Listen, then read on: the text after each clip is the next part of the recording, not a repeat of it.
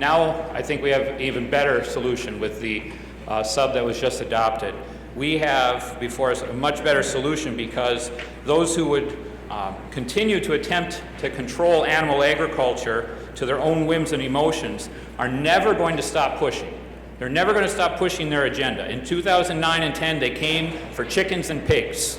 But their national agenda is clearly not intending to stop there. All of animal agriculture is in constant fear of the next attempt to create fear in the public by the dissemination of false and emotional pleas.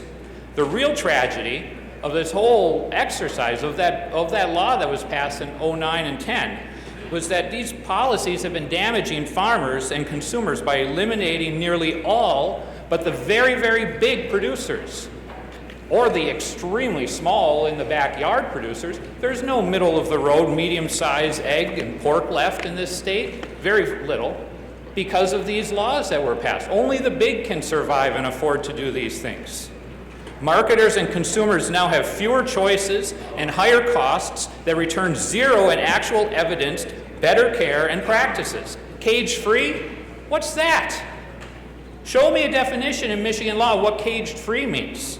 I'll show you higher mortalities, I'll show you greater disease, or just a bigger pen with more birds in it. Cage-free. It's just a big farce, just a labeling ploy. There's always going to be the next false narrative, whether it's no castration, or no dehorning, or no using fly spray, or no tail docking. There's so many things that they're after. We see it all the time in Europe already, animal agriculture under attack. Other practices that regular Joe farmers are using every day because science, experience, and just plain good animal care dictates them, along with the safety for the farmer and better economics, which is what keeps the farmer in business in the first place. You don't do practices that hurt the product that you're trying to market in the first place. It's all this false narrative out there all the time, and they make great commercials, but they don't make good policy.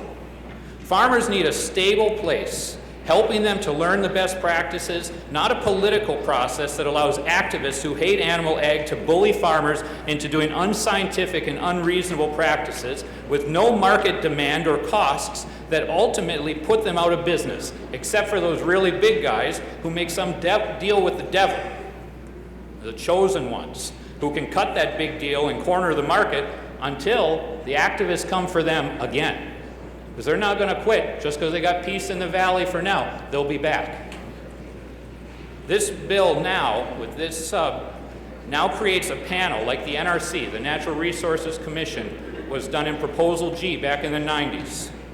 It can promote and provide rules and guidance for best practices that will relieve the political pressure and process that keeps on tearing the animal ag community apart.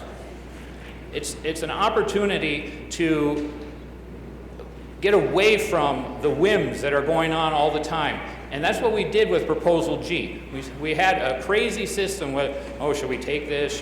What should be the hunting fees? How many animals should we take this year? And it was up and down, up and down. And we had bills or legislation that was running petition drives to get rid of hunting with dogs or no more bear hunting. And that whole culture was all over the map until the NRC came in and we gave them this authority to, by science, dictate these practices. And it has worked great for 20 years, more than 20 years.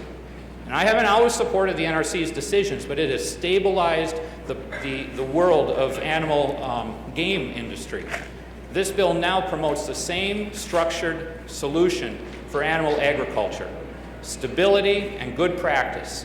We're utilizing MSU, our own animal ag school, to research and determine these good standards and good practice for agriculture. And I am so thankful to the chairman for giving me this chance after I tried to blow up his bill the other day. He came and sat down and talked with me, and I think we've really reached a great solution that can be really great for animal agriculture for the future. So thank you very much for your support. Thank you very much, Representative.